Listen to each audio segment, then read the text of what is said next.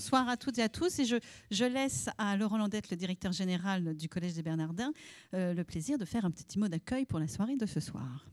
Bonsoir à tous et à toutes.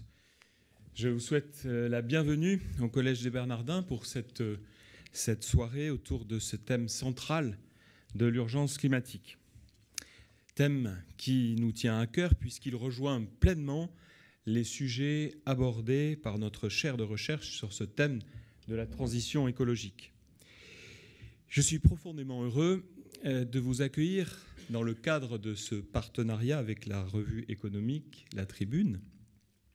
Et je salue particulièrement Jean-Christophe Tortora, président de la revue, Tatiana de Franqueville, directrice générale, Valérie Abrial, rédactrice en chef de La Tribune. Très heureux vraiment de vous accueillir. Nous nous réjouissons que votre numéro de décembre ait traité particulièrement de cette question du climat.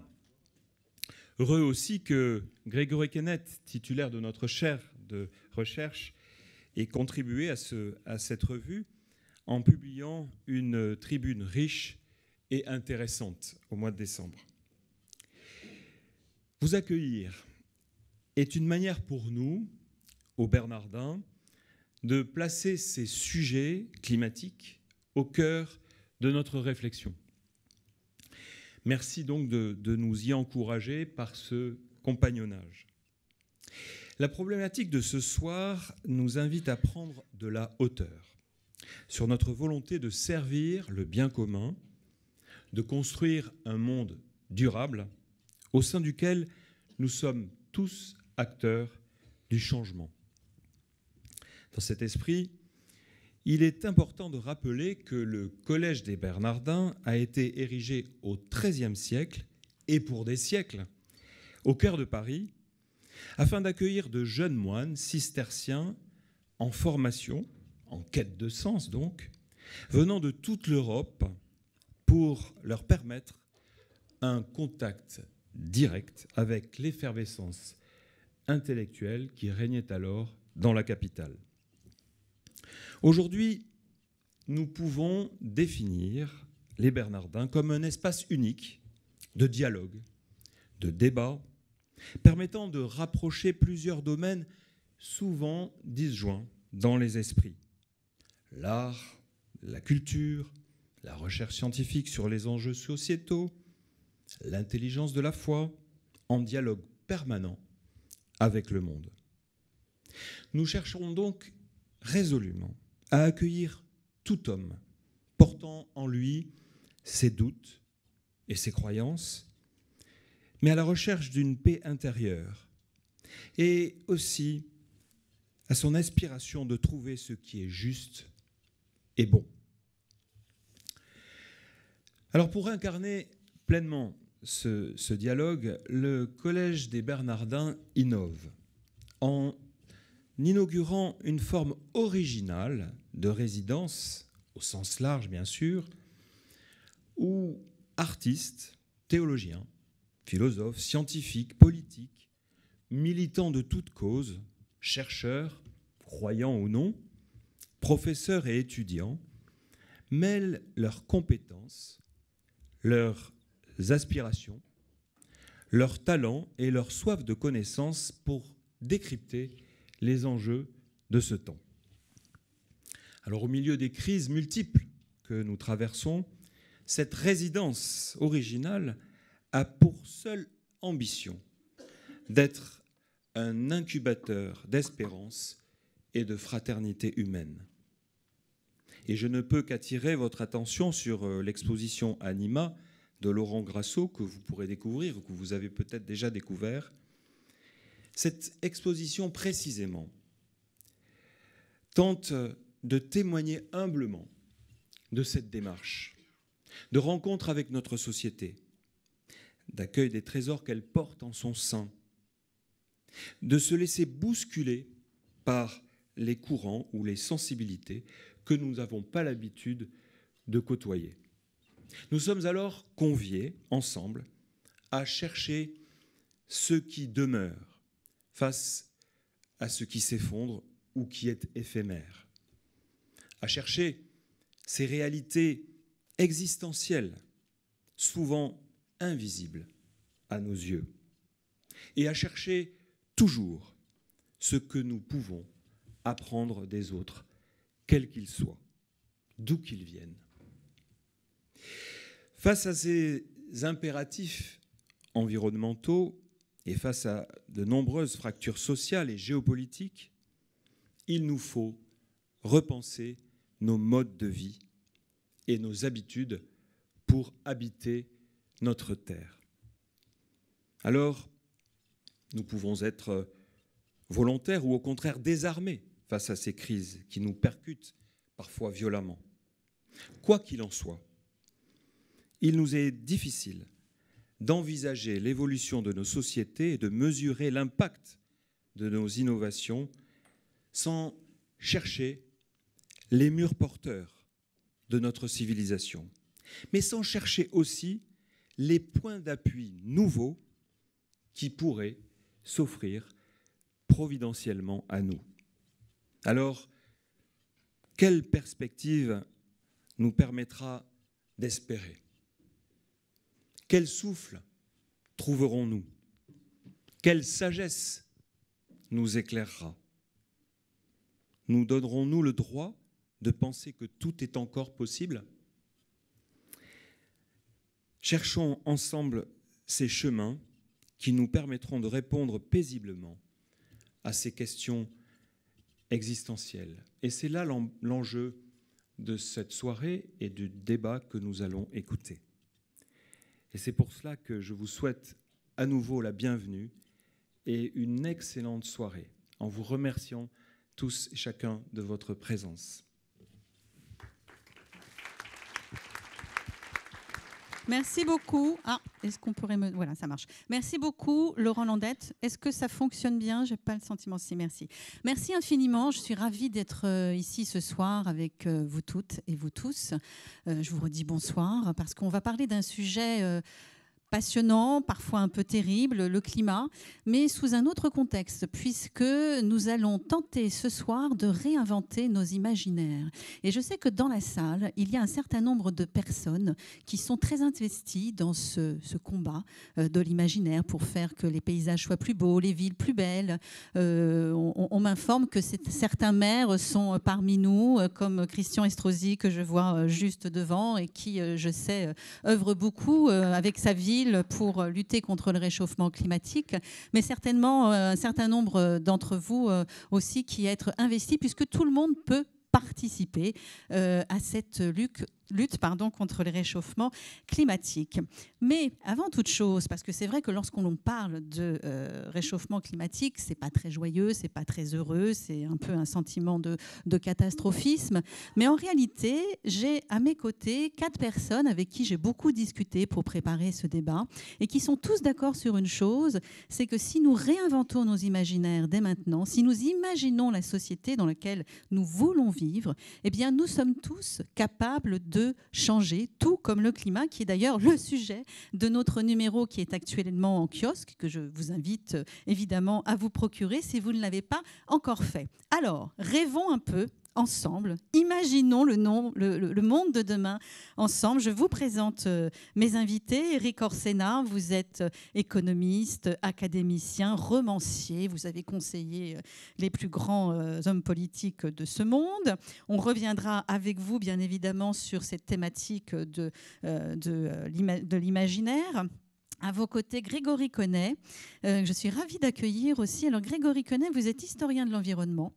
Vous êtes aussi titulaire de la chaire Laudato Si pour une nouvelle exploration de la Terre du Collège des Bernardins, ce qui fait que nous sommes partenaires, justement. Vous nous avez écrit un très beau texte dans la tribune et vous êtes aussi le commissaire de l'exposition de Laurent Grasso, Anima, que j'espère vous avez eu tous l'occasion de pouvoir voir avant le débat. À vos côtés, Gabrielle Alperne. Vous êtes chroniqueuse aussi dans la revue. Enfin, tout ça donne du sens à notre débat de ce soir. Vous êtes philosophe, chercheuse aussi associée à l'École normale supérieure. Et vous avez écrit ce qui est maintenant devenu un best-seller, Tous sans tort, éloge de l'hybridation. Ça tombe bien, on va parler d'intersection et d'interconnexion entre les expertises. Et à vos côtés, Père Ulrich de Gélic. Vous êtes directeur de recherche ici au Collège des Bernardins. C'est un endroit que vous connaissez bien. Et on va parler aussi d'imaginaire tous ensemble. Alors, première question. Je me devais de vous la poser, cher Éric Orsena. Ce n'est pas la première fois que nous débattons. Vous êtes un grand conteur. Vous avez écrit plusieurs romans. Comment, aujourd'hui, face à ce grand cri d'alerte qui est le réchauffement climatique, vous venez d'ailleurs d'éditer La Terre à soif, qui est le 7e opus de votre tour du monde de la mondialisation. Comment, quand on a un tel cri d'alerte, on peut... Eh bien, et on doit utiliser nos imaginaires pour lutter contre le réchauffement climatique. Comment c'est possible, ça ? Bonsoir. Il s'est passé la chose suivante. Comme je me passionne pour les questions notamment d'agriculture, j'avais écrit il y a presque 15 ans, à la suite d'un long tour du monde, L'avenir de l'eau. Et quand j'ai publié L'avenir de l'eau, on m'a dit, bon, on voyage, c'est bien. Une chose est sûre, jamais en France, nous ne souffrirons de sécheresse. Et surtout pas dans ta Bretagne où il pleut tout le temps. Résultat, on a vu l'été que nous avons passé. Et dans mes chères Côtes d'Armor, à la mi-septembre, il y avait des interdictions d'arrosage partout. Et je m'étais alerté de cette question en disant comment faire prendre conscience en disant c'est pas au loin, ça nous concerne directement. D'où l'idée double que j'ai eue, d'abord de créer avec l'ancienne présidente de la Compagnie nationale du Rhône une association où nous allions mêler, c'est pour ça que je suis tellement heureux d'être ici et reprendre cette vraie logique du XIIIe siècle et du XVIe, c'est-à-dire de croiser les regards, où je n'ai pas seulement des ingénieurs, des hydrologues, bien sûr, il en faut, mais j'ai des historiens, des religions, des anthropologues, et puis des artistes aussi. Et aussi de changer. C'est-à-dire l'eau, c'est une matière. Et je me suis dit, une matière, c'est abstrait. Et je me dis, je vais passer à des personnages. Et là, j'ai pris ma casquette de romancier. On ne peut pas dire, il était une fois l'eau, c'est trop incertain. Alors que les fleuves et les rivières, ce sont des personnages. Donc j'ai décidé de partir autour du monde et de raconter l'histoire de 33 fleuves. Du plus grand, l'Amazone, au plus petit chez moi, 72 km. Et récemment, j'ai été invité par notre ministre de l'Éducation nationale qui m'a dit « Comment fais-tu pour intéresser les plus jeunes à l'environnement ?»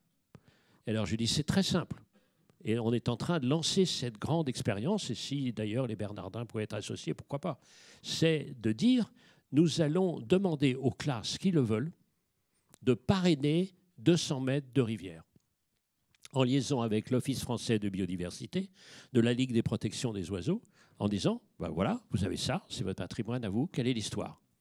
Et on va coupler ça avec un jumelage, c'est-à-dire que l'âge venant, il y a un certain nombre d'écoles qui me font l'honneur d'avoir donné mon nom à leur école. Donc j'ai une école à Plouec-du-Trieux, si vous allez par là, c'est un endroit sublime. Et donc Plouec-du-Trieux, l'école Orsena, oui, je me la pète, mais je suis super fier. Et donc on va faire ça. Et on va faire un concours ou de photos, ou de dessins, ou de rédaction. Et celui qui gagne, nous allons l'inviter au Brésil, où je vais bientôt. Et il y aura donc une petite famille de Bretons qui ira au bord de l'Amazone et une petite famille de Brésiliens qui viendra à Plouec-du-Trieux. Et on couplera ainsi le plus petit et le plus grand, parce que la merveille des fleuves, c'est que la taille ne fait rien à l'affaire. Ce qui est le concentré de mon espérance de biographie, parce que je n'ai qu'1,73 m. Oui, vous pouvez applaudir si vous le souhaitez. Bien au contraire, quand on a préparé le débat ensemble, cher Éric, on a beaucoup évoqué le fait d'arrêter de travailler en silo. Donc là, vous venez de le dire, entre les écoles, les élèves, etc. Mais quand on est romancier tel que vous et à la fois économiste, déjà, on n'a pas de silo, on dépasse les frontières. Les arts, la poésie, et on en reviendra, puisque à la fin du débat, on prépare une petite surprise musicale.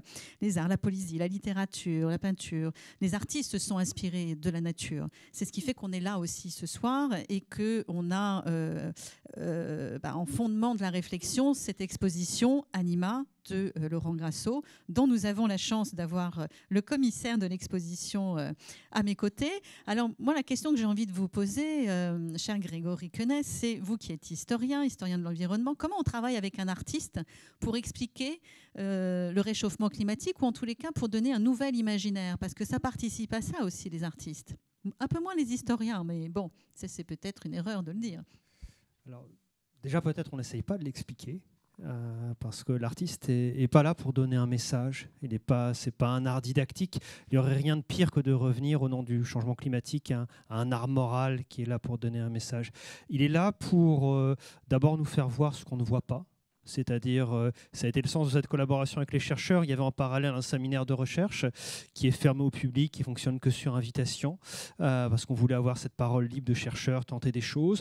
Et en même temps, eh bien, ce dialogue qui se fait en direct avec l'artiste, à qui je fais passer des idées, des choses, des questions qu'on se pose. Et on avait cette question qui est, on est rentré dans un nouveau temps, mais un temps désorienté, puisque le passé, eh bien, le futur est dans notre dos, puisque c'est ce qu'on a déjà fait qui a engagé notre futur est déjà joué, et le passé est devant nous, parce qu'il faut le réécrire et le réinventer. Voilà, mais nous, comme chercheurs, on ne sait pas dessiner ce temps. Je passe ça à l'artiste, et l'artiste, lui, il peut inventer une œuvre qui est une forme temps, ce film qui n'a ni début ni fin, qui est hypnotique. Et il a travaillé avec d'autres outils. Et justement, en fait, pour habiter le monde, on a besoin de formes matérielles et symboliques que l'on met en mouvement. Et c'est exactement ceci qu'il peut faire. Mais encore une fois, ce n'est pas un message. Il n'a pas de message à donner. Alors, pas de message. Il y a une thématique que vous évoquez souvent et qui est assez fascinante. C'est ce concept de futur oublié, parce qu'on n'est pas la première génération à essayer d'imaginer le futur. Et vous avez une expression que j'aime beaucoup, c'est « la modernité est pleine de fantômes ». Si vous pouviez nous développer un petit peu cette thématique. Voilà. La modernité n'est pas une ligne droite comme une flèche qui aurait été jouée d'avance, qui n'aurait pas eu de doute, qui se serait pas assise, installée sur des catastrophes et sur des difficultés. Et donc, quand on regarde dans l'histoire, en fait, on trouve des potentialités qui se sont pas exprimées. Pensez à une grande potentialité des années 1970, concilier développement et indépendance, développement, indépendance et écologie. Eh bien, on n'a pas répondu à cette question des années 70. On l'a mise de côté, ce qui fait qu'on n'a pas créé l'équivalent de l'UNESCO pour l'environnement. On a dit, voilà, on va laisser ça de côté, puis on va faire que du développement. Eh bien, cette question, c'est exactement un futur oublié. Elle nous revient, elle hante notre présent, et elle nous revient à la figure aujourd'hui. Et ce que peut faire l'historien, et là aussi avec l'artiste, c'est qu'il va revenir dans ce moment-là et voir comment les pays qui accèdent à l'indépendance sont pleins d'un dynamisme et de futur qu'ils construisent, d'imaginaire, l'école des mutants de Senghor par exemple, mais qui à un moment se sont arrêtés. Et il faut revenir à ces moments du passé pour rouvrir ces potentialités qui se sont fermées, mais les rouvrir avec les questions du présent. Le défi climatique auquel aujourd'hui on a à faire face, il est dû pour partie aux émissions historiques, mais il est dû pour une autre partie au fait que plusieurs milliards de personnes sont sorties de la pauvreté, c'est une excellente chose, donc ont accédé au développement, mais que ce développement a consisté à embrasser un mode de vie qui est celui-là même dont on fait la critique aujourd'hui, parce qu'on est conscient de ses effets sur la planète. Et donc, c'est cette question des années 70 qui revient aujourd'hui comme un futur oublié, comme un fantôme qui était présent et qu'on ne voyait pas. Et donc, c'est une question de visibilité et d'invisible. Pourtant, ça ne nous empêche pas d'essayer de réinventer justement nos imaginaires, parce qu'on l'a bien compris, on est quand même là pour parler de comment peut-on faire aujourd'hui pour imaginer la société de demain, mais une société dans laquelle on a envie de vivre. Parce que tant qu'on ne la visualise pas, ça va être compliqué. On ne peut pas se contenter de dire le monde va mal en réalité. Et ce qui me fait vous de me tourner vers Gabriel Alperne, parce que vous m'avez dit clairement, s'il n'y a pas d'imaginaire, c'est parce qu'on s'attache trop à la perte. Alors ça y est, on se dissipe, ça y est. C'est qu'on... Oui, c'est pas grave. C'est qu'on s'attache trop à la perte. Je fais la maîtresse d'école, en plus c'est drôle, j'adore. C'est-à-dire que, comme bien souvent, on perd quelque chose, mais on oublie parfois, parce que vous allez mieux le raconter, qu'on gagne par ailleurs quelque chose de bien mieux que ce qu'on a perdu. Alors, Bonsoir à tous tout d'abord. Effectivement, il n'y a pas d'imaginaire possible parce que nous sommes dans un champ lexical de la perte. Quand on entend tous les discours autour de nous, s'agissant du réchauffement climatique, de rapport à la nature, tout est du registre de la perte. On doit faire moins, on doit moins se déplacer, on doit moins consommer, enfin moins. Donc c'est pas autour de la perte que l'on peut effectivement construire un imaginaire. Et puis en plus, c'est mal connaître l'être humain, parce qu'il y a des études en neurosciences assez amusantes d'ailleurs, où en fait on se rend compte que si vous avez un billet de 50 € dans votre poche et que vous le perdez dans la rue, même si le même jour vous avez une augmentation de 300 €, vous n'arrêterez pas de penser à la perte de ce billet de 50 €. Voilà. Alors même qu'il est beaucoup moindre que le gain que vous avez eu. Mais l'être humain a effectivement un problème fondamental par rapport à la perte. Et le problème, c'est que ce champ lexical, ce registre de la perte, nous conduit à l'impuissance. C'est d'ailleurs mal connaître, je pense, effectivement, encore une fois, l'être humain. Il y a toujours un débat philosophique pour savoir ce qui distingue l'être humain des autres animaux. Alors bon, Aristote disait que l'être humain est un animal politique, mais on s'est rendu compte que d'autres animaux faisaient de la politique. Et il y a une phrase de Saint-Augustin qui est très belle, qui dit que l'être humain a été créé pour qu'il y ait du commencement.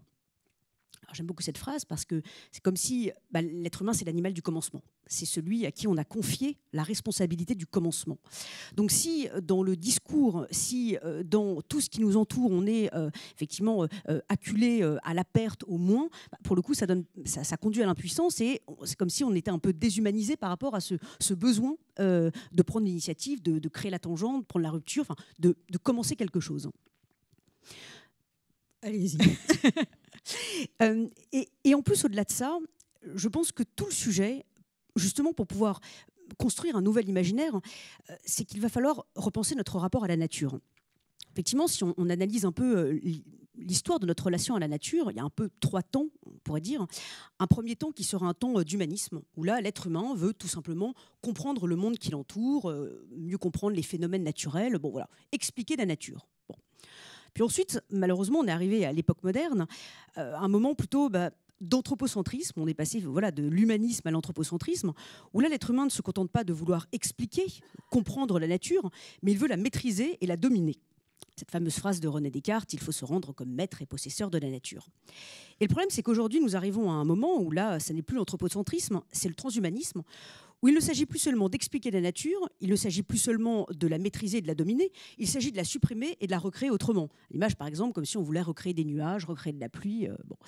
Donc en fait, tout le sujet va être de se dire comment est-ce que l'on apprend à se réconcilier avec la nature et comment est-ce que l'on arrive effectivement dans un imaginaire de la réconciliation. Et pour conclure, ça me fait penser à un psaume de David, le psaume 96, que je trouve très beau. Ce verset, « Chantez à l'Éternel un chant nouveau ». Ça paraît rien comme ça, mais c'est peut-être le commandement le plus difficile. Apprendre à chanter un chant nouveau. Ça veut dire changer d'habitude, ça veut dire imaginer de nouvelles mélodies, ça veut dire sortir de son petit quotidien pour pouvoir essayer de construire, encore une fois, quelque chose de nouveau. Donc si nous voulons effectivement construire cet imaginaire, il faudra que nous arrivions à imaginer un nouveau chant. Donc réinventer. Réinventer. Alors, ça ne m'a pas l'air si simple quand même ce soir de réinventer, mais on va quand même essayer.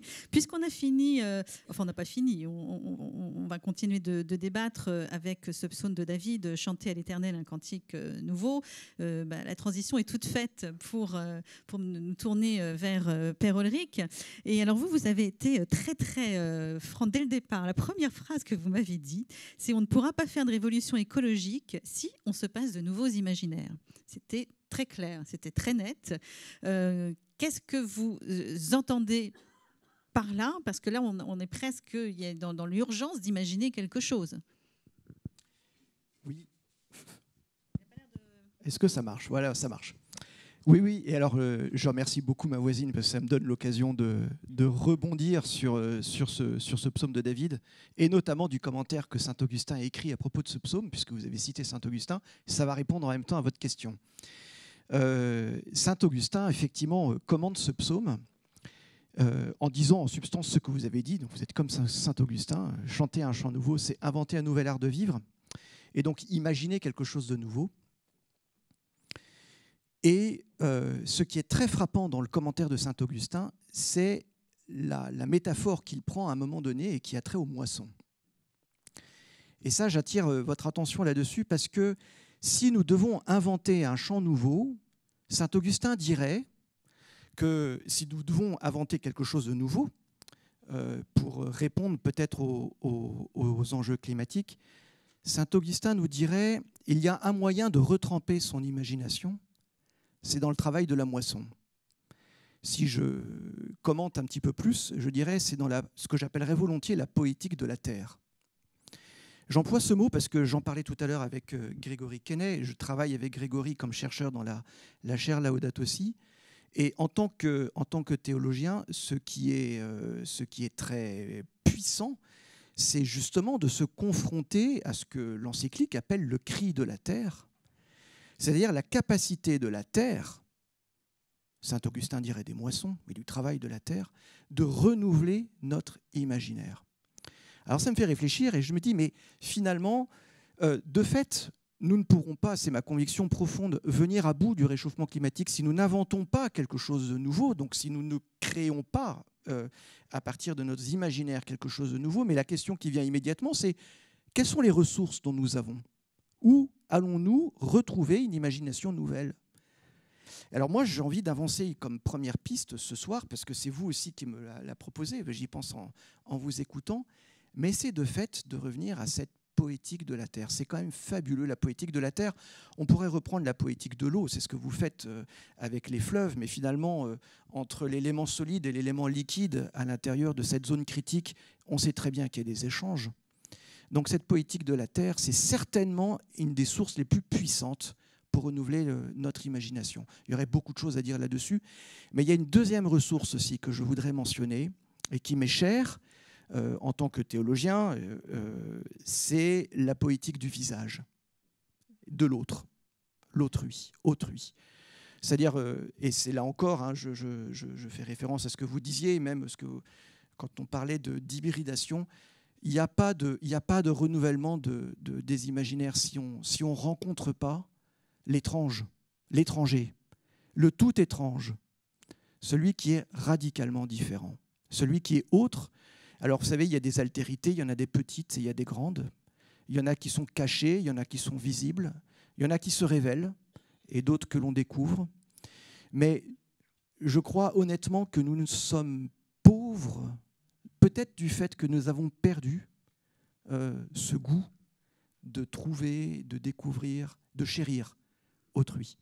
Voilà les deux grandes sources, à mon avis, qui sont la rencontre de l'autre et la poétique de la terre, qui sont, à mon avis, capables de renouveler des imaginaires. Voilà ce que j'ai envie de dire. Merci beaucoup. Alors justement, là, on est tous ensemble. Vous avez tous une expertise différente. Nous avons un économiste romancier, un historien commissaire d'exposition, une docteure en philosophie, en théologie, je crois, si j'ai bonne mémoire, auteure, chroniqueuse, conférencière, et également un théologien directeur de recherche. Vous avez toutes des activités multiples. L'importance des dialogues, elle est fondamentale. Si on vous mettait tous là à une table entre nous et il n'y a pas le public, il manque peut-être un artiste quand même, peut-être. Ça aurait été bien si Laurent Glasso avait pu se joindre à nous, mais malheureusement, il a un programme, un agenda très chargé. Comment on pourrait faire pour réinventer quelque chose tous ensemble? Ne pas avoir peur de l'étranger, de l'autre. Vous, Éric, qui avez fait le tour du monde, vous en avez rencontré des gens, vous n'avez pas eu peur de les rencontrer? Autrement, non, j'aurais pas été au contraire là-bas. Il y a à la fois l'étranger et au fond, quelle est la bonne communauté? Parce que, pour être franc, les gens qui disent tous mes frères humains, tous les humains sont frères, ou c'est la grande communauté, bon, j'y crois assez peu. Il y a eu, par exemple, les projets de l'Organisation des Nations Unies de l'eau, bon, pourquoi pas, mais au fond, c'est pas comme ça qu'on avance. Il se trouve que je suis, depuis maintenant 3 ans, dans les questions très dures de guerre de l'eau. C'est-à-dire, j'enseigne à l'école de guerre. Et donc, jusqu'à présent, il y a eu assez peu, finalement, de guerres ayant l'eau pour objet. Parce que c'est tellement vital qu'il y avait un peu une vision de dissuasion, un peu comme l'élément nucléaire. Vous voyez, c'est tellement épouvantable. On sait que si on n'a pas d'eau, on meurt, donc on était prêt à tout. Eh bien, de plus en plus, il y a des tensions. parce qu'il y a des tensions qui sont liées à la démographie, évidemment, et puis la concentration des êtres humains dans des endroits. C'est-à-dire, si vous mettez démocratie et urbanisation, quand vous avez des tribus qui se battent pour un puits dans un désert, ça met un peu d'animation dans un endroit où il n'y a pas Netflix.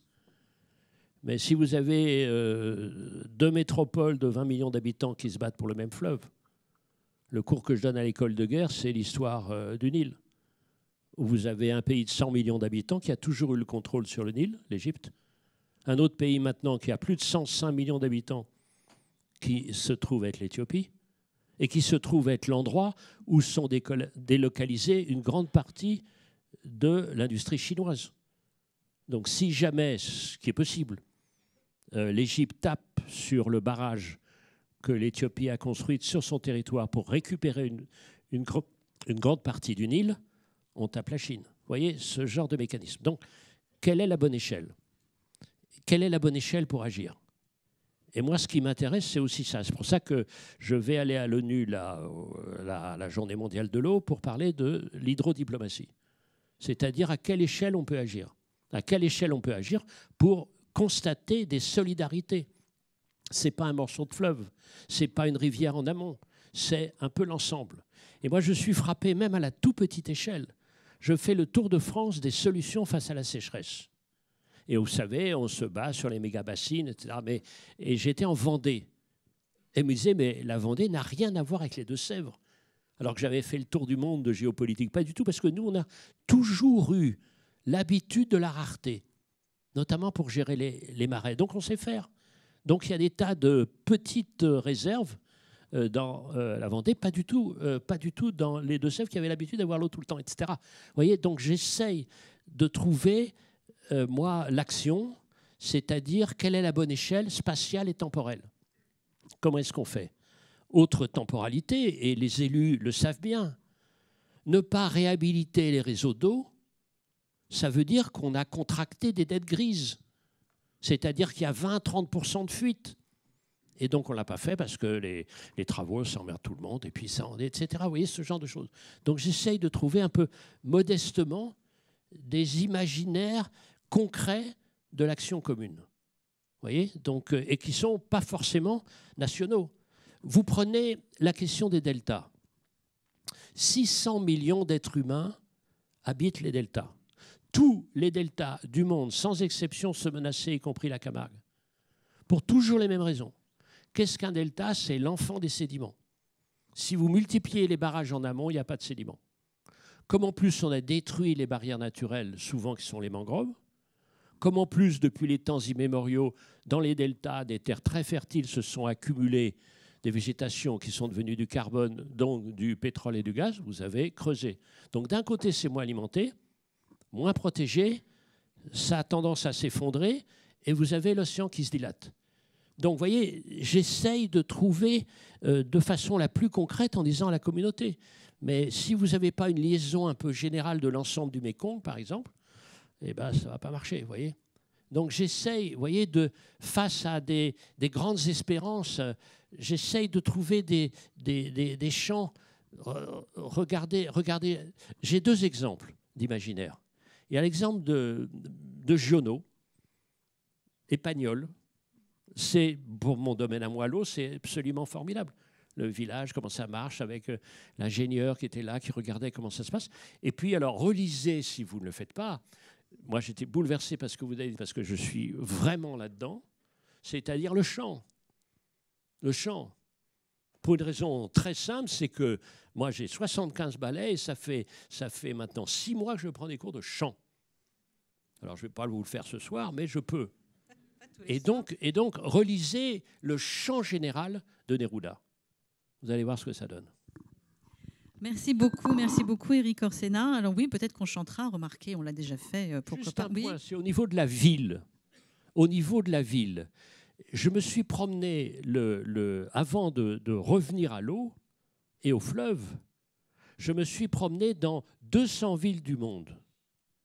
Et les villes, c'est l'endroit où il y a maintenant plus de la moitié de la population mondiale. Donc la ville, c'est le territoire du possible pour l'horreur ou le possible pour le formidable. Et moi, j'ai vu des villes, et il y a un maire là au premier rang, et j'ai vu ce qu'il faisait avec juste ce qu'il appelait une sorte de promenade, alors que c'était un endroit sans aucune sorte de sens où personne n'allait. Ou la récupération des rives. Et les rives, c'est le premier contact qu'on a avec un élément naturel qui est une rivière. Rivière, rive. Mais si vous ne réhabilitez pas, rivière, ça veut dire aussi rival. C'est pareil. Merci, merci cher Eric. Est-ce qu'on peut rêver avec des rivières, avec des paysages réinventés? Oui. Rêver, moi je suis assez actif comme garçon, j'ai pas l'air. Mais je vois ça, vous chantez, vous écrivez, vous êtes...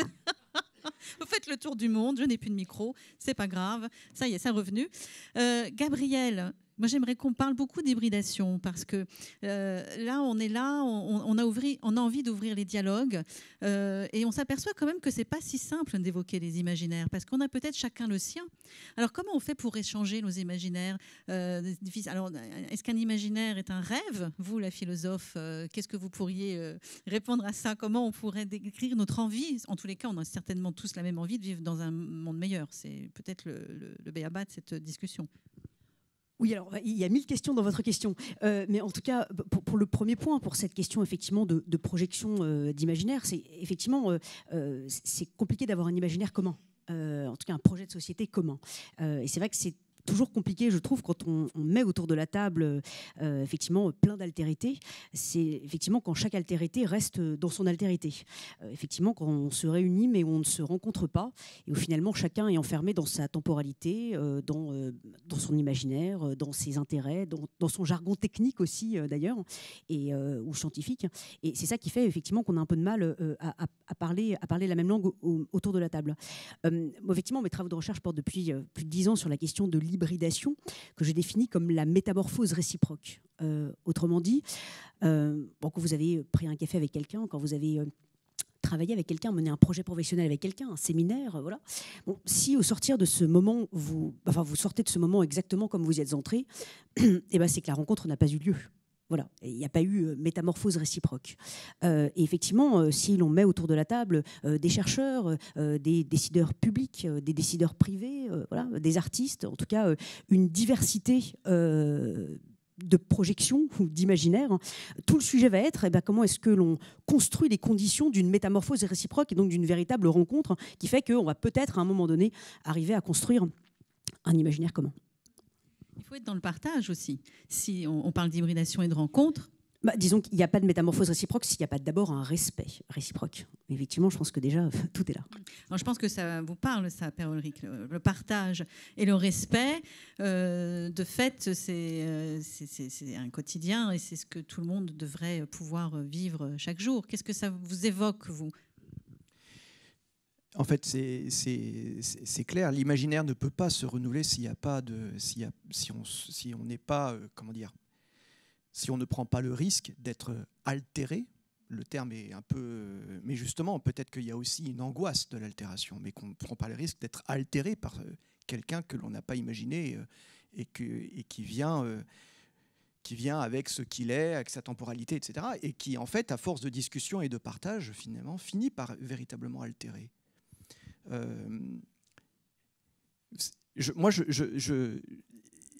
Vous avez tout à l'heure parlé du sentiment de la perte. De fait, je pense que il y a cette phrase d'Isabelle Stengers que j'apprécie beaucoup et qui dit en substance que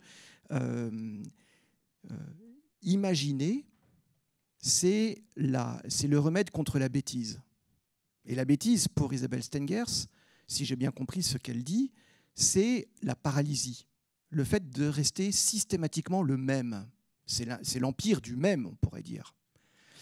Alors ça, je trouve ça assez intéressant parce que précisément, si l'imaginaire nous permet de sortir de cet empire du même et donc d'être d'une certaine manière hybridé, altéré, altérisé, sans avoir perdu ce que l'on est, puisqu'on n'est pas dans le sentiment de la perte. Donc ce sont des jeux à double gain. Voilà. Et ben à ce moment-là, l'imagination, imaginer, peut être quelque chose, comme le dirait Paul Ricoeur d'ailleurs, pourrait être quelque chose comme le lieu d'une rédemption, comme quelque chose d'un surcroît, d'un salut, peut-être. J'ose le mot. j'ose le mot. Donc le partage, l'ouverture, le respect. Je dirais aussi, je mettrais volontiers aussi la question de la responsabilité. Parce qu'il faut être capable d'être responsable de soi et de responsable de la rencontre. C'est-à-dire des conditions dans lesquelles l'autre peut être véritablement reçu. À mon sens, il n'y a pas de rencontre, il n'y a pas d'engagement des responsabilités. Donc je mettrais aussi volontiers la question de la responsabilité, qui est la question de l'ascription aussi, de la possibilité de dire « je » en face d'un « tu », et de se revendiquer comme « je », mais pas monadique, fermé, ouvert. Voilà. Oui, si l'ensemble de ces critères sont ouverts, alors à ce moment-là, il peut y avoir quelque chose comme une magie, un surplus, un surcroît. Nous, aux théologiens, on appellerait ça une grâce ou un kairos, c'est-à-dire un moment béni dans lequel quelque chose d'inattendu se réalise. Et permettez-moi, je termine juste en citant une phrase du livre d'Isaïe, et qui pourrait bien parler de quelque chose comme ça, et qui dit « Ce qui n'était pas apparu au cœur de l'homme, ce que l'homme n'avait pas imaginé. » Alors Isaïe est un croyant, il dit « Voilà ce que Dieu réalise. » Mais voilà, il me semble qu'il y a quelque chose de vraiment, oui, de très très fort en fait à imaginer, et à imaginer à plusieurs. Voilà. Retenons peut-être cette phrase de Paul Ricoeur, qu'il existe une rédemption en imagination. Imaginer à plusieurs, et puis vous êtes tous d'accord avec ça, c'est que n'attendons pas l'effondrement pour imaginer, pour recréer. Vous, l'historien Grégory Connet,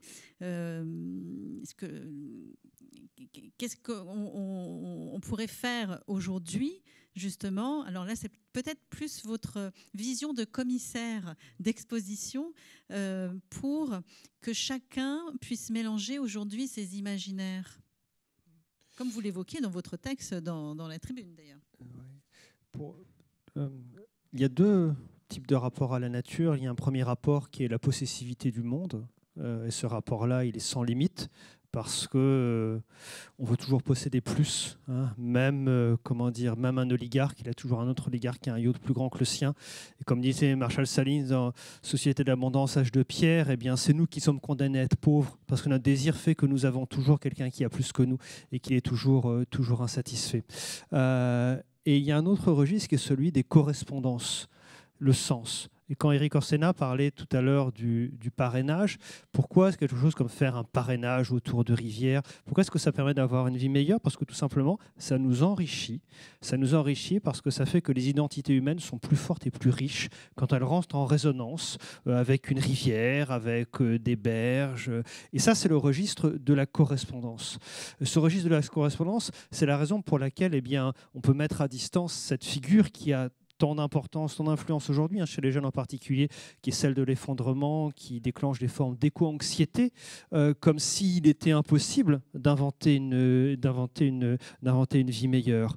Mais ce registre de la correspondance, il suppose, et c'est la question que vous posiez tout à l'heure, il suppose des manières de procéder en disant, vous disiez, comment est-ce qu'on peut faire pour produire de nouveaux imaginaires?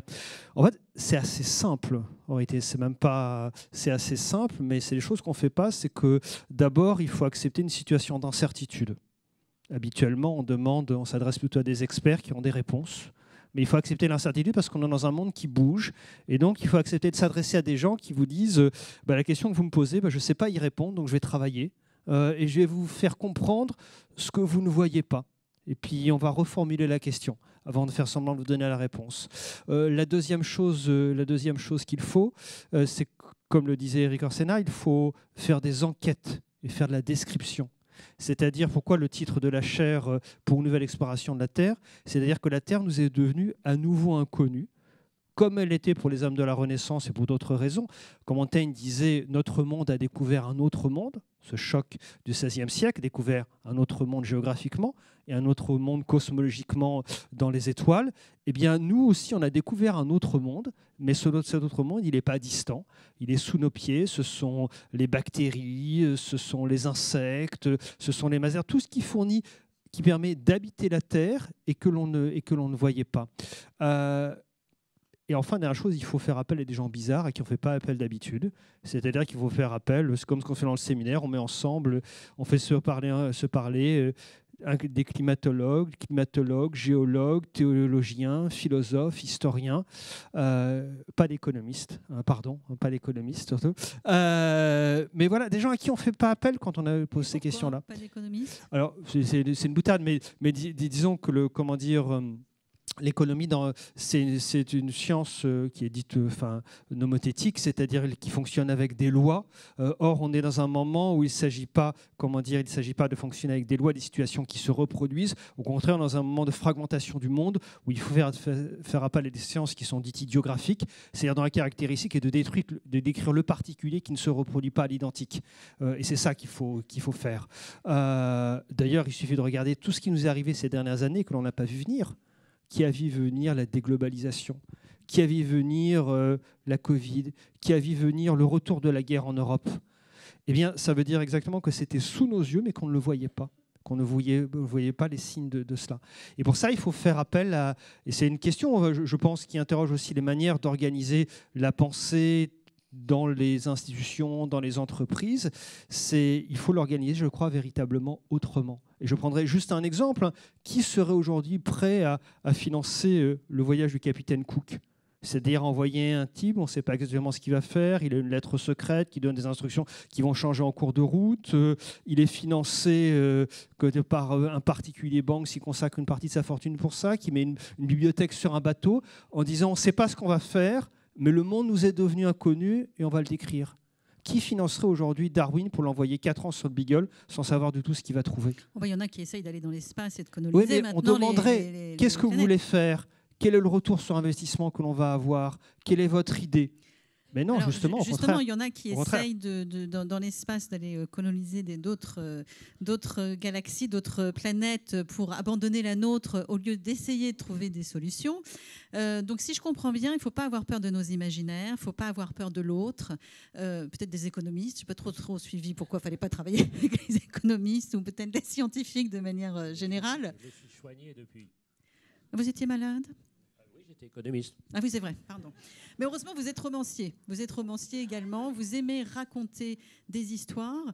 Si on en revient justement à l'éco-anxiété, et ça c'était extrêmement important de rappeler qu'on vit aujourd'hui dans un monde anxiogène. On a eu beaucoup de difficultés à être d'accord d'ailleurs sur le terme d'urgence climatique qui n'est pas très positif. Mais en réalité, il y a quand même une urgence qui est là puisqu'on se doit de changer.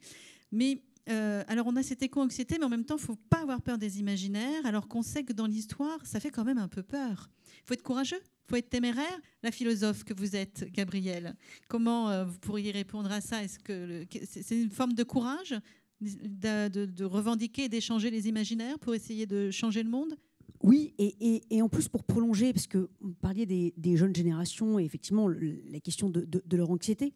En fait, il y a une question de courage et puis aussi c'est surtout comment est-ce que l'on fait confiance à la jeunesse. Je pense que les jeunes ne sont pas seulement inquiets, mais pour le coup ils ne se contentent pas de leur inquiétude, mais ils créent, ils imaginent des solutions. Alors ils tâtonnent, forcément avec peut-être la maladresse de leur âge.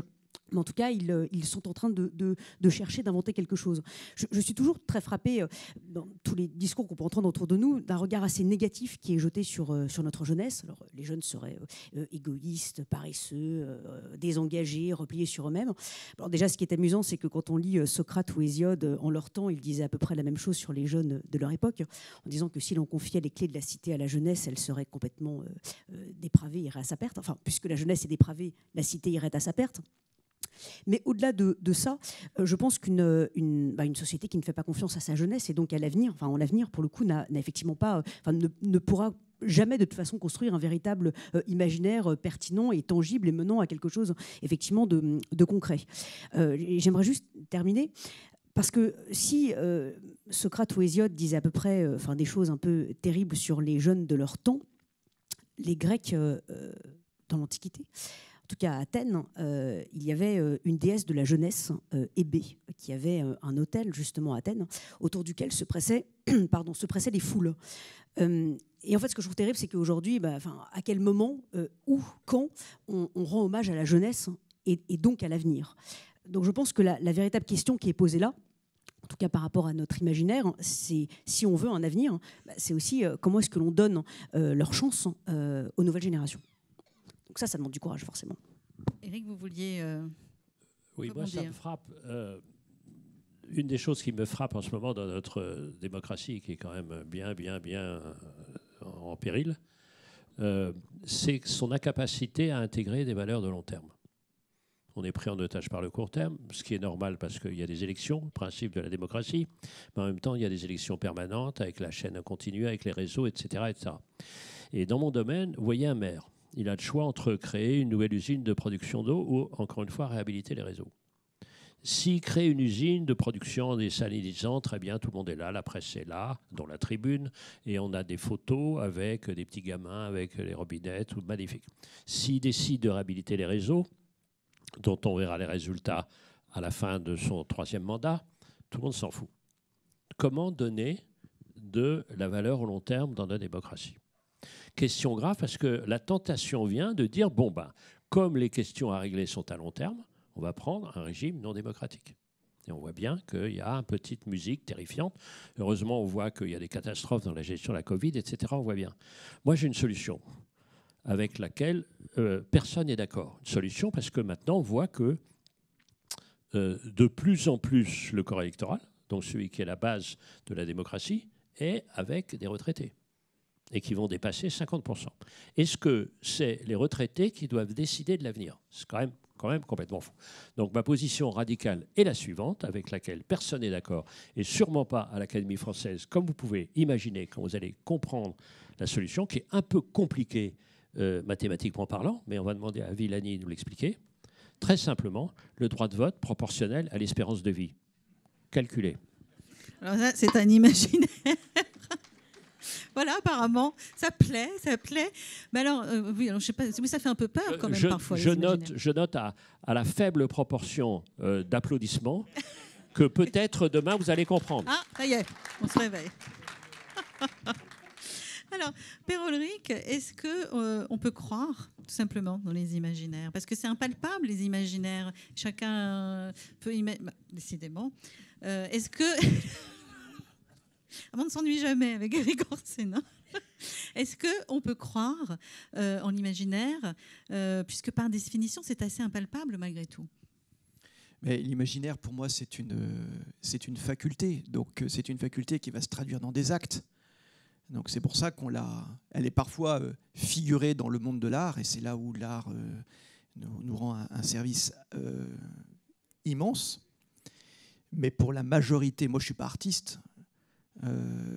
Pour la majorité des gens qui ne sont pas artistes comme moi, ça ne veut pas dire qu'ils n'ont pas d'imagination ou qu'ils n'ont pas d'imaginaire. Par contre, ça va se traduire dans des actes. Moi, je crois, j'aimerais, si vous me le permettez, j'aimerais faire une petite distinction entre imagination et imaginaire et proposer que l'imaginaire soit, pour ainsi dire, le monde, l'arrière-plan dans lequel les imaginations peuvent créer quelque chose qui soit utile.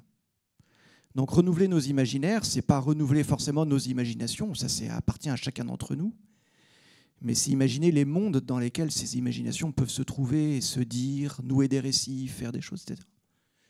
Et quels sont ces mondes ? J'aimerais dire que, en tout cas, une des propositions, c'est de veiller à ce qui structure ces mondes imaginaires, qui sont nos grandes mythologies. Voilà, on est en train de connaître peut-être la fin de la mythologie du progrès. Mythologie, c'est pas négatif, c'est un récit qui est capable d'alimenter, de percoler, de nouer des fictions. Voilà, peut-être que nous sommes en train d'assister à la fin d'une mythologie, non pas qu'elle s'effondrerait, mais qu'elle perde en pertinence. Mythologie du progrès basée essentiellement sur l'abondance et puis un idéal d'émancipation, on va dire ça comme ça. Peut-être qu'elle est remplacée par justement une mythologie de l'effondrement. Et là, je pense qu'il faut faire quelque chose parce que on peut imaginer des mondes les plus catastrophiques les uns après les autres, mais est-ce que ce sont des imaginations qui aident ? Pas sûr. C'est pas sûr. Et donc, comment est-ce qu'on fait pour redonner en fait de la ressource l'essor voilà, à ces imaginaires. Donc ça, pour moi, c'est une question. Je crois qu'on est tous, on le disait d'ailleurs au début de cette table ronde, on est tous attirés par des histoires qui se finissent bien. C'est une vérité plate de dire ça, mais elle est peut-être très profonde. Et peut-être qu'on devrait retrouver l'art, soit de raconter des histoires qui se finissent bien d'une manière ou d'une autre, mais peut-être l'art aussi de les trouver. Et là, je rebondis sur l'art de l'enquête. Il y a beaucoup de choses en fait qui se passent bien. Il y a beaucoup de petites histoires qui se passent bien. Si on a l'œil, si on a les oreilles suffisantes, on sera capable de les écouter. Et ça, je crois que c'est capable d'alimenter de puissantes histoires qui feront du bien. Voilà. Et on n'a peut-être pas non plus envie que l'histoire se termine, parce que c'est exactement là, on est confronté à ça. Et puis ça veut peut-être dire aussi que, et là j'aimerais entendre Grégory Quenet, parce que on n'arrête pas de dire renouvelons nos imaginaires, réinventons nos imaginaires. Ça veut dire que on n'en a plus, ou alors ceux qu'on a ne sont pas bons? Alors, le danger avec le mot imaginaire, c'est que ça paraît comme quelque chose d'impalpable, vague, qui arrive comme une sorte de supplément d'âme qui arrive à la fin. Et d'ailleurs, souvent, c'est comme ça que c'est abordé. On définit une solution, puis on va demander après à un artiste ou un sociologue en disant « Est-ce que vous pouvez nous permettre de rendre désirable cette bonne solution qu'on a prévue pour construire une ville, pour construire une voiture, etc. » Mais c'est exactement l'inverse de ce qu'il faut faire. Et on a un exemple historique magnifique qui montre cela, c'est la civilisation industrielle. La civilisation industrielle a construit un imaginaire qui a été tellement fort qu'il a créé un désir, une identité collective, qui a imposé des solutions technologiques. Et voir quand le charbon l'emporte sur le bois en France dans les années 1830-1840, c'est pas parce qu'il est plus efficace. Il a une flamme qui est moins puissante que celle du bois. Ça produit une métallurgie de moins bonne qualité. C'est pas adapté. C'est simplement parce qu'il y a un imaginaire du confort et du luxe qui vient d'Angleterre et ça fait moderne. Et c'est à ce moment-là qu'on commence à basculer. Et après, les innovations technologiques vont suivre. Donc en ce sens-là, comment dire, l'imaginaire, c'est quelque chose d'extrêmement puissant. Et quand vous disiez réinventer, c'est que vous avez deux solutions. Soit vous dites, c'est une société bloquée, donc il faut une table rase, on repart de zéro. Et c'est vrai qu'il y a cette tentation-là. Elle a eu à un autre moment, dans les 2 décennies qui précèdent la Révolution française, le grand thème à la mode en littérature et en peinture, c'est le volcan. C'est une société qui se pense comme bloquée et qui rêve d'être détruite comme par un volcan qui va permettre de repartir à zéro. Et ça a été une des métaphores de la Révolution française, c'est-à-dire la régénération. C'est quelque chose d'extrêmement coûteux. Mais il y a une autre chose, c'est qu'on hérite de formes matérielles et symboliques et il faut apprendre à les habiter autrement et à les mettre en mouvement.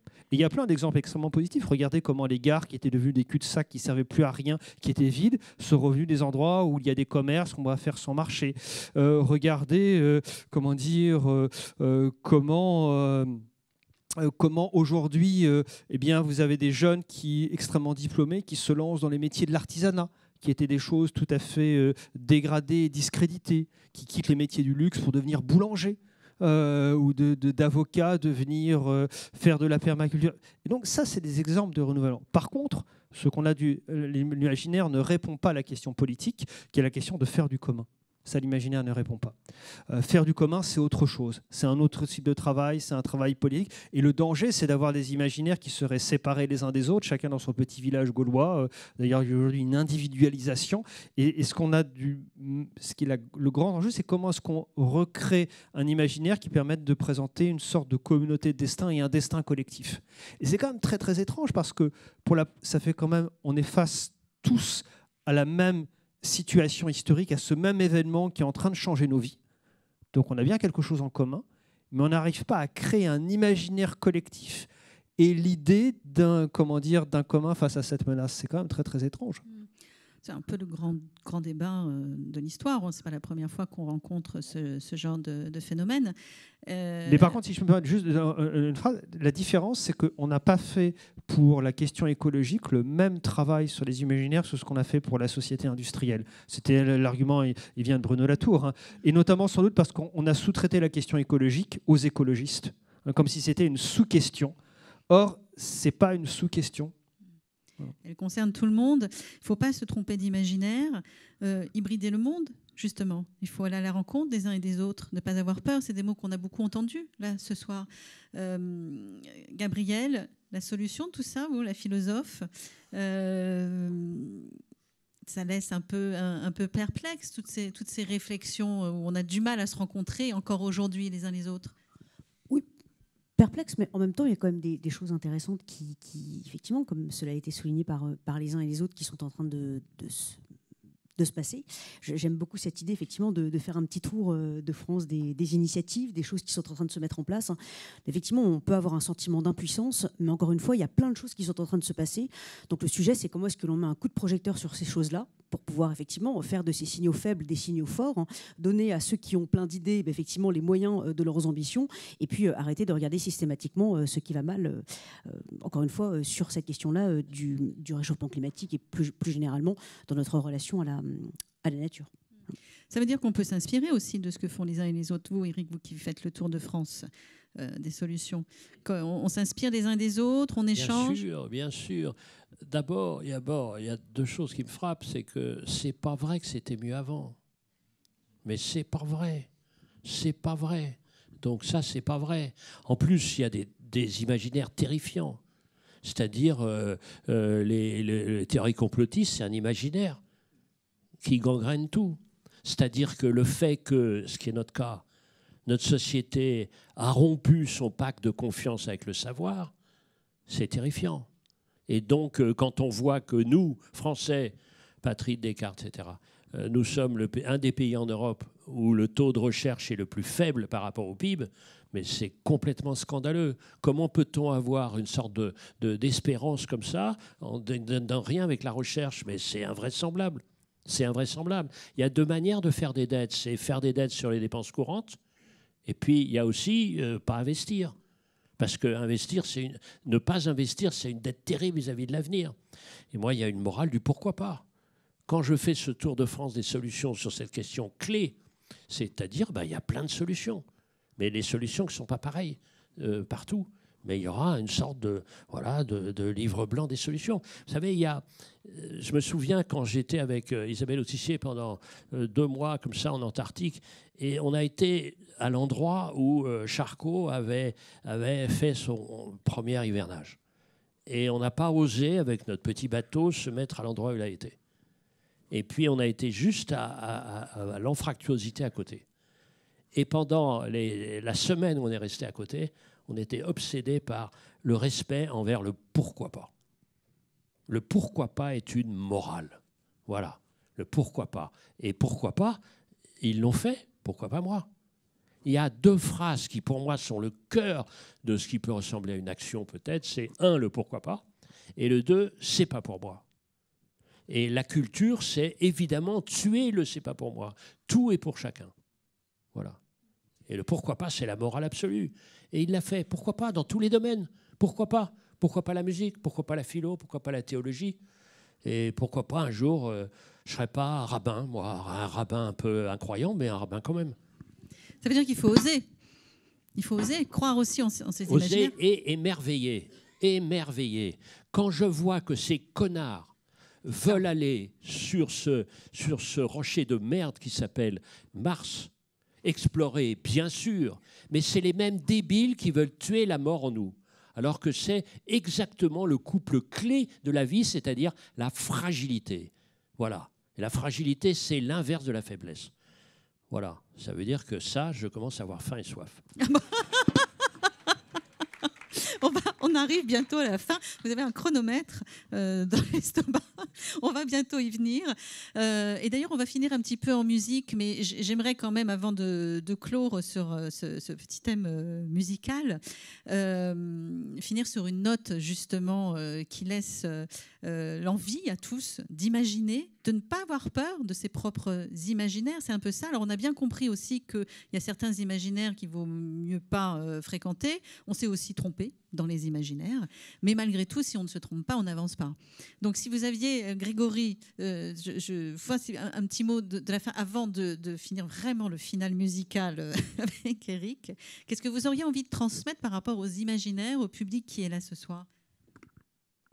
Très simplement, penser quand vous avez une solution ou quelque chose que vous mettez en œuvre, à commencer par cette question de ce qui est désirable, des imaginaires, avant de définir la réponse et puis après de se poser la question de comment est-ce que les gens vont l'adopter. À quoi ça sert d'avoir des bonnes solutions pour transformer la ville, pour transformer l'énergie, si elles ne sont pas désirées?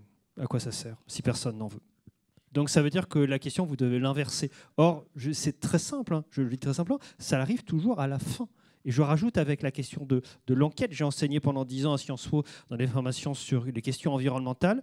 Jamais les étudiants ne sortaient de la salle de cours.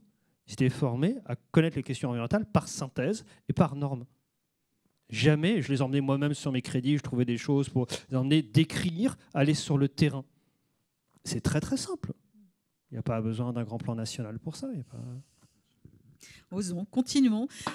Gabriel, les imaginaires, pour vous, ça évoque quoi? Qu'est-ce que vous auriez envie de transmettre ce soir au public qui nous écoute pour que chacun se plonge dans son propre imaginaire et n'hésite pas à l'échanger avec d'autres? Comme j'expliquais tout à l'heure, il y a eu effectivement au cours des siècles une forme de rupture, de dispute avec la nature que l'on souhaitait maîtriser, dominer, et encore une fois parce que l'on n'acceptait pas son imprévisibilité. Et je pense que, en fait, au-delà de la nature, c'est tout notre rapport à la réalité. Voilà, la réalité, c'est bien sûr c'est la nature, mais c'est l'autre, c'est le monde qui m'entoure. Et alors on parle selon les périodes effectivement de crise institutionnelle, de crise territoriale, de crise sociale, de crise écologique, mais il me semble que la véritable crise que l'on connaît aujourd'hui, c'est plutôt la crise de notre rapport à la réalité, parce qu'à force de la découper en morceaux, on découpe la nature en morceaux et la ressource naturelle, voilà, bon. À force de la découper en morceaux, eh bien on la maltraite et on passe complètement à côté d'elle. Quand on rencontre quelqu'un, effectivement, on range tout de suite dans une case, on colle une étiquette, voilà, et donc on maltraite cette personne puisqu'on passe complètement à côté d'elle. Donc si l'on veut justement arrêter de passer à côté de la réalité, arrêter de passer à côté de la nature, eh bien, il va falloir effectivement que nous pensions à un imaginaire qui ne soit pas catégoriel, qui ne soit pas découpé, qui ne soit pas maltraitant, mais qui soit effectivement un imaginaire peut-être un peu plus hybride. Voilà. Merci Gabriel. Père Ulrich, l'imaginaire. Moi, j'ai envie juste peut-être de donner un critère qui me semble, moi, personnellement important pour la question de l'imaginaire, c'est la joie. Qu'est-ce qui parlait tout à l'heure de proposer des choses désirables, c'est Grégory.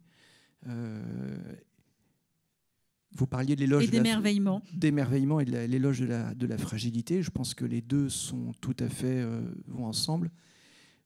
Vous faisiez un éloge de la complexité d'une certaine manière, une hybridation. On a des pistes qui sont intéressantes. Moi, je voudrais proposer, c'est ça, la question de la joie. Je pense qu'un imaginaire authentique, et c'est peut-être un vrai critère, procure de la joie. Merci beaucoup. Imaginaire, là on va revenir un peu à l'art, justement, la musique. Parce que les artistes se sont toujours inspirés justement de la nature et particulièrement de l'eau. Et on va démarrer avec un morceau, premier morceau musical qui est encore un tube aujourd'hui, un Dendel, Water Music. Si Sylvain, la régie, veut bien nous passer le morceau, parce qu'Eric Orsena va nous expliquer l'histoire de ce morceau. Mais je sens qu'à la régie, on n'a peut-être pas envie de passer. Ah, ça y est.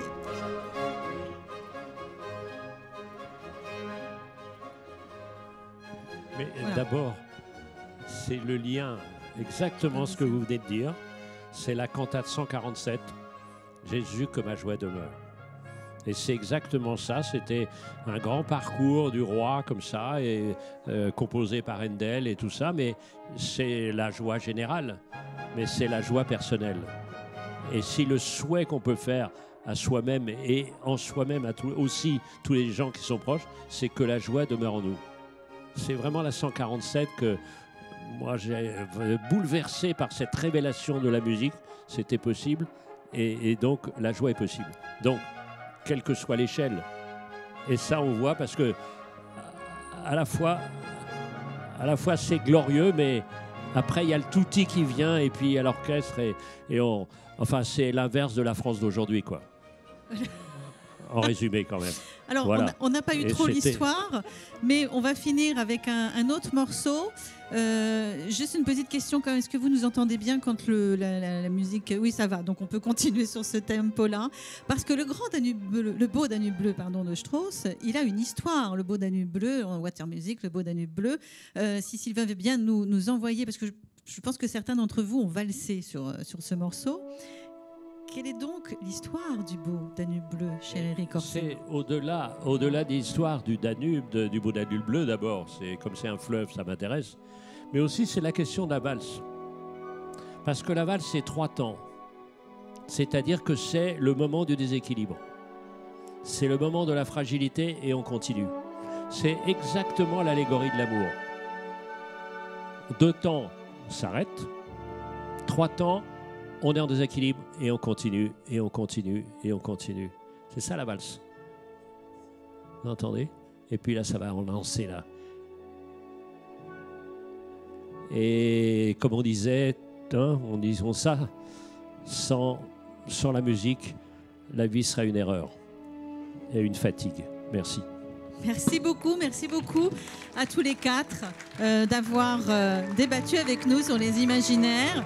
On finit avec cette valse qui n'en finit pas de démarrer, mais qui va démarrer. Merci beaucoup à tous et à toutes d'avoir été présents ce soir. J'espère que vous avez toujours envie d'imaginer un monde meilleur. En tous les cas, de ne pas se tromper, de continuer à oser et d'échanger et de se rencontrer. Très bonne soirée à vous toutes et à vous tous. Merci.